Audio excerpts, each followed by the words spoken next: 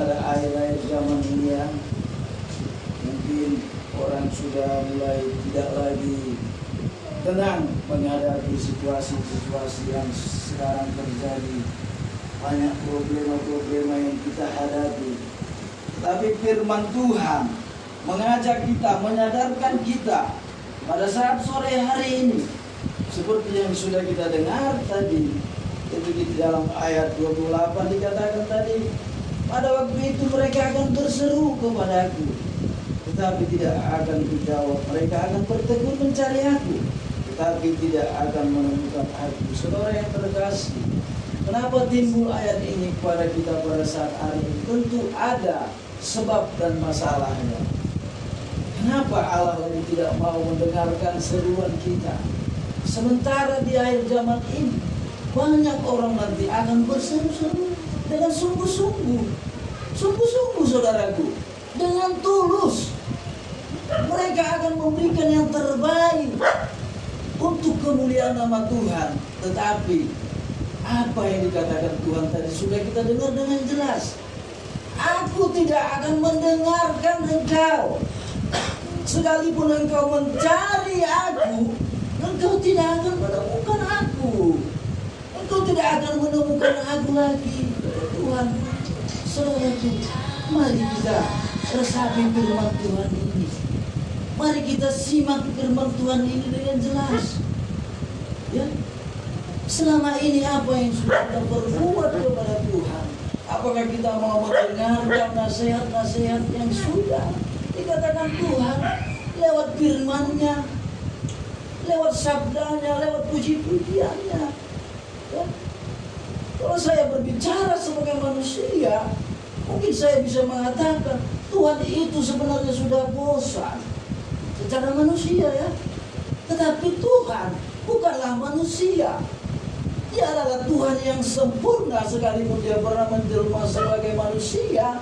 Tetapi dialah Allah yang satu-satunya yang berkuasa atas dalam kehidupan kita. Ya. Kita evaluasi hidup kita. Kemana lagi kita sekarang akan mengadu, saudaraku? Kita lihat sekarang keadaan zaman. Ya. Banyak peperangan terjadi. Ya. Bahkan sekarang minyak sudah langka. Sudah besar sekarang hati-hati orang kaya. Tidak lagi mendapatkan minyak untuk usaha mereka. Kepada siapa mereka akan bersandar? Tuhan tadi sudah berkata, aku tidak mengenal engkau. Aku tidak akan mendengarkan engkau. Engkau tidak akan menemukan aku sekalipun engkau mencari aku. Ya. Sudah jenuh Tuhan menjelaskan, menasihati kita, menegur kita dengan kasih, dengan kasih yang begitu luar biasa. Ya. Bahkan di dalam Yesaya 55 ayat 6 berkata, ya, carilah Tuhan selama ia berkenan ditemui, berserulah kepadanya selama ia dekat. Apakah kita sudah mencari Tuhan? Apakah kita mendengarkan nasihat Dia? Sakit, saudaraku, bila ada orang yang tidak mendengarkan perkataan kita, tidak dijawab. Sakit, saudaraku, sakit. Ya? Sakit. Suatu contoh lah, kita berbicara sama istri kita, Mbak siapa? Mengapa begini-begini? Tetapi tidak didengarkannya. Hati ini pasti gundah gulana. Hati ini pasti tidak karu-karuan. Kenapa? Ya? Kok saya didiami? Kenapa? Apa yang menjadi kesalahan di dalam kehidupan saya? Tentu kalau orang menyadari, pasti ada pengeroksian diri. Ada pengeroksian diri yang kita lakukan untuk mengambil jalan positif, bukan jalan negatif. Ya. Artinya kalau kita ngambil jalan negatif, ketika kita lagi dicakapinya, tentu ada respon yang kita lakukan. Kita tidak membalasnya. Bahkan kita diam seperti yang dilakukannya. Bukan. Sakit, saudaraku. Sama halnya dengan Tuhan. Sama, saudaraku, Tuhan juga pasti hatinya hancur Ketika Tuhan berbicara kepada saudara, saudara tidak mau mendengar perkataannya, hancur saudara. Karena ada firman Tuhan yang berkata, jangan sesat. Allah tidak mau dipermainkan. Ya, jangan kita mempermainkan Tuhan. Ya, kalau saya manusia, saudara permainkan, wajar-wajar saja. Tuhan itu Tuhan yang berkuasa.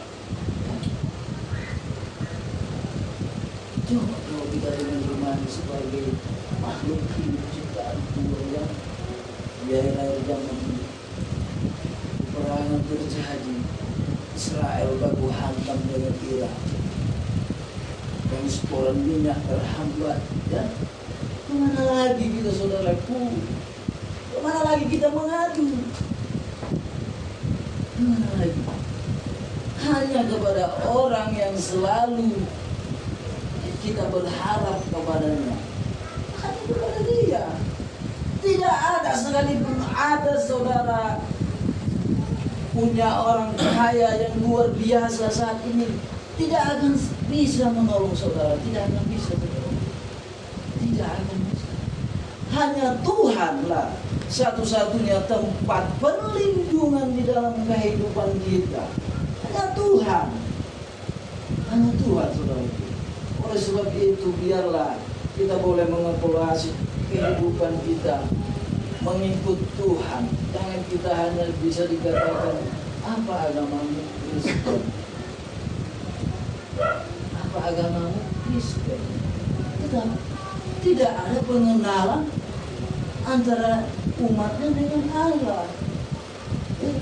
Bangga kita dengan mengatakan kita ini Kristen, tetapi dia tidak mengerti arti Kristen itu apa. Arti Kristen itu ialah pengikut Kristus. Kalau kita pengikut Kristus, berarti kita mengikuti jalan-jalan Tuhan. Kita mengikuti teladan Tuhan di dalam kehidupan kita sebagai contoh. Itu yang harus kita lakukan. Itu yang harus kita lakukan. Luar biasa. Firman Tuhan menasihati saya pada saat sore hari. Luar biasa. Luar biasa. Cari Tuhan. Ya. Cari Tuhan. Kita harus melekat betul kepada Tuhan. Ya. Yohanes 15:5 berkata, akulah pokok anggur. Barang siapa melekat kepadaku, dia akan berbuah banyak. Dan barang siapa yang tidak melekat kepada aku, dia akan dikumpulkan. Ketika dia kering, dibakar, dimasukkan ke dalam api. Tadi kalau kita tidak melekat saudaraku, apa artinya kita hidup ini? Kita berarti di dalam kehidupan kita. Kita jangan berpikir kalau sudah mati, matilah. Tidak. Jangan. Ada sesuatu yang kita bertanggungjawabkan nanti. Kita tidak boleh berpikir seperti itu. Kalau kita berpikir seperti itu, berarti tidak ada memang dalam kehidupan kita mengasihi Yesus, mencintai Yesus, sama sekali tidak ada. Ya?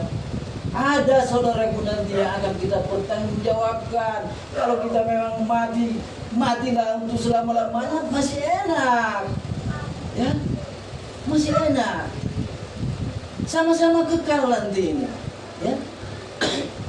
Neraka yang kekal sama surga yang kekal. Kalau neraka yang kekal dibilang mati, enggak. Ya? Penyiksaan terus. Penyiksaan saudaraku. Penyiksaan. Ya, luar biasa. Saya bersyukur kepada Tuhan. Ya. Kita boleh dinasehati lewat kebenarannya itu. Firman Tuhan di dalam Amsal yaitu Raja Salomo yang begitu luar biasa dipakai Tuhan. Ya. Dengan begitu kekayaannya yang luar biasa. Kekayaan Salomo tidak ada dibandingkan di dunia ini. Tidak ada. Ketika Salomo bermohon kepada Tuhan, dia tidak meminta harta. Dia tidak meminta emas, permata atau apapun.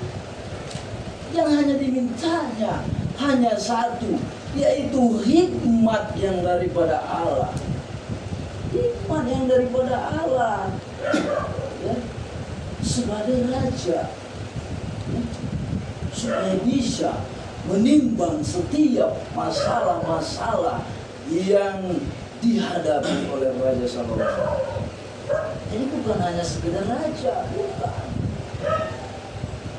Jadi kita ini memang harus benar-benar menjadi Kristen yang sejati, bukan Kristen yang abal-abalan, ya? Supaya suatu saat nanti bisa kita bertanggungjawabkan kehidupan kita bersama Tuhan, mengiring Tuhan, ya? Kita bisa bertanggungjawabkan saudara itu, ya. Maka di dalam Yesaya 59 ayat 2 berkata, ya, tetapi yang menjadi pemisah antara kamu dan Allahmu ialah segala kejahatan. Betul sekali firman Tuhan ini. Itulah yang menjadi pemisah antara umat manusia dengan Allah, yaitu segala kejahatan kita. Kejahatan itu bukan cuma membunuh saja, bukan. Banyak kejahatan-kejahatan yang berbentuk kejahatan yang mungkin secara kita lihat itu bukan kejahatan, tetapi kejahatan. Ya, kejahatan. Ketika kita tidak beribadah kepada Tuhan, kejahatan itu. Kejahatan. Jadi marilah kita bersama-sama, ya. Marilah kita bersama-sama mau mendengarkan apa yang dinasihati Tuhan kepada kita lewat sabdanya, lewat firman-Nya, lewat kabar baiknya, baik lewat puji-pujian yang sudah kita naikkan. Kalau pujian kita berkata, puji Majaho, ya kita puji. Jangan puji Majaho, hari Minggu dan Rodo. Tidak datang lagi. Berarti pujian itu tidak hidup, saudaraku. Tidak hidup, tidak berkuasa. Jadi pujian itu sungguh-sungguh berkuasa kalau kita nikmati, kalau kita genapi apa yang kita ucapkan, apa yang kita lakukan. Kalau kita benar-benar lakukan, pujian itu berkuasa, saudaraku. Jangan saudara pikir itu hanya puji-pujian biasa seperti puji-pujian dunia. Bukan. Berkuasa itu pujian. Berkuasa. Ya. Coba kita dulu lihat di ayat depannya. Ada juga ayat pembantunya di depannya ini, ya. Depannya 2 ayat 3 yang berkata,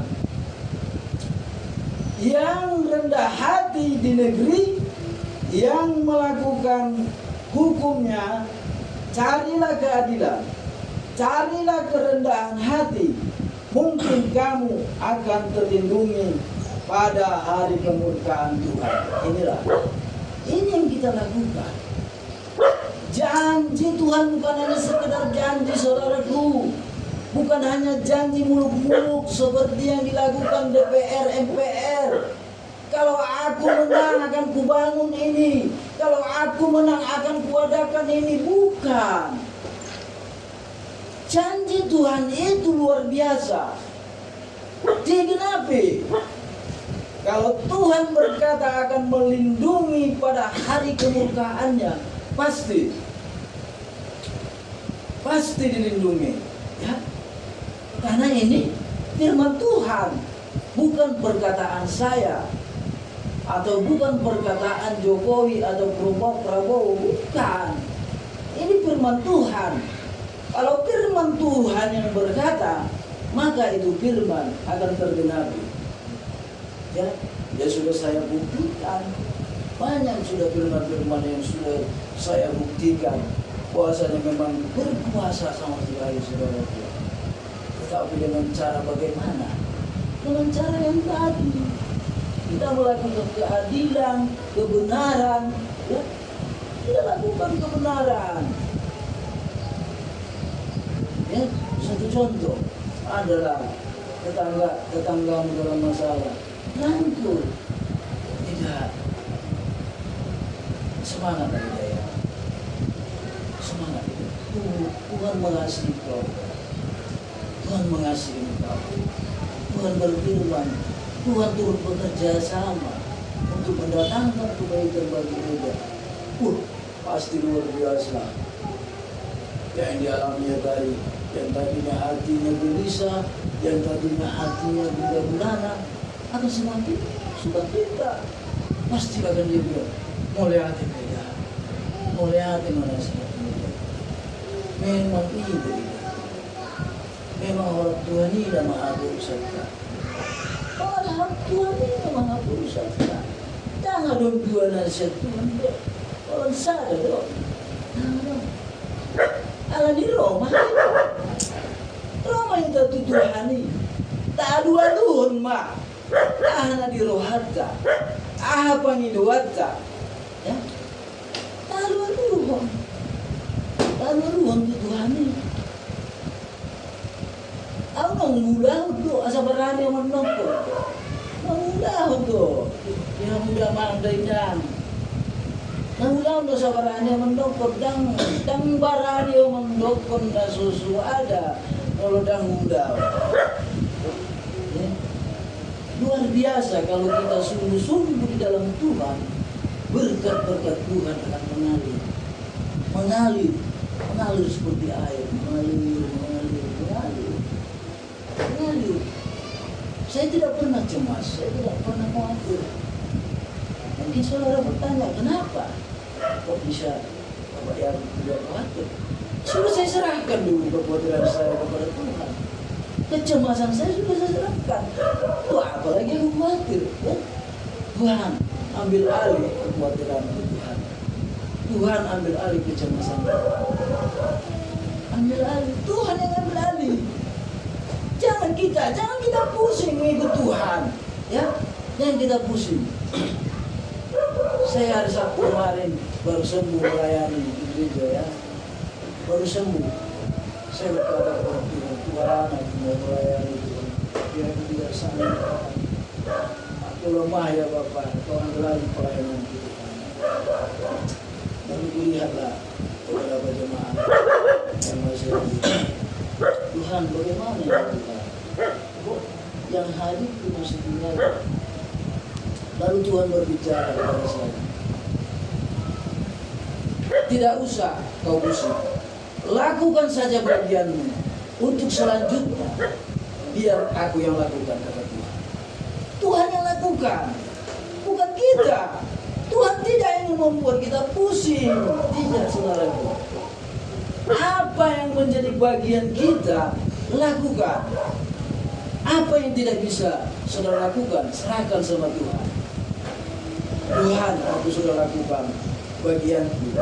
Untuk ini Tuhan, biarlah Engkau yang lakukan. Saya serahkan kepadamu Tuhan. Aku percaya Engkau sanggup. Engkau Raja yang adil, Engkau Raja yang bijaksana, Engkau Raja yang perkasa, Engkau Raja dari segala raja. Pasti, ya, pasti. Saya kalau aku bilang nanti ya, saya mungkin bisa lah. Kalau secara manusia mungkin wajar-wajar saja. Mau bapak yang itu. Kalau saya ceritakan kehidupan saya dengan saya lah orang yang terkaya di dunia ini. Kenapa bilang saya orang terkaya? Tidak bekerja saya. Saya hanya melakukan apa yang Tuhan perintahkan. Saya bekerja hanya di dalam Tuhan. Tidur, makan, berdoa, baca firman, melayani. Kalau orang kaya sana, sibuk ke sana memikirkan harta bendanya. Bahkan makan pun kadang tidak sempat. Ya, tidak sempat. Ya, tidak sempat saudara. Kalau orang kaya itu sangat sulit bisa makan jam 12 jam. Sangat sulit. Karena masih banyak yang mau dihadapinya itu. Dia berpikir, oh usaha yang di Kalimantan dalam krisis, usaha yang di Sulawesi, makan pun jadi enggak? Dia jadi makan, ya kan? Iya saudaraku, sehat bukan saya. Ya itu karena siapa? Karena Tuhan. Karena Tuhan lah. Kalau kita mengandalkan Tuhan dalam kehidupan kita, Tuhan pasti tolong, ya. Puji Tuhan. Biarlah kebenaran firman yang sedikit ini menjadi kekuatan, menjadi rema di dalam kehidupan kita untuk kita berjalan bersama Tuhan, menyongsong kedatangan Tuhan yang kedua kali. Biarlah kita tetap Tuhan temui, tetap setia di dalam Tuhan. Biarlah kita seperti orang-orang yang gadis-gadis 5 yang bijaksana. Biarlah kita seperti menjadi pelayan Tuhan, menjadi suatu kebanggaan Tuhan di dalam kehidupan kita. Biarlah kita menjadi contoh di dalam kehidupan kita, dalam bermasyarakat, dimanapun kita berada. Biarlah kita tetap menjadi teladan dalam penuhan bagi Tuhan. Kita tunjukkan kepala kita.